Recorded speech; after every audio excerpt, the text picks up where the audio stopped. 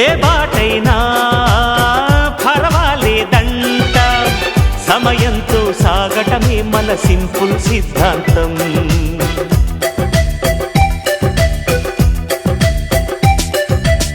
చిరుగాలికి పరిమళమిచ్చే సిరిమల్లెల వనమై ఉందాం, గగనాన్ని నేలను కలిపే హరివిల్లుల వంతెన అవుదాం.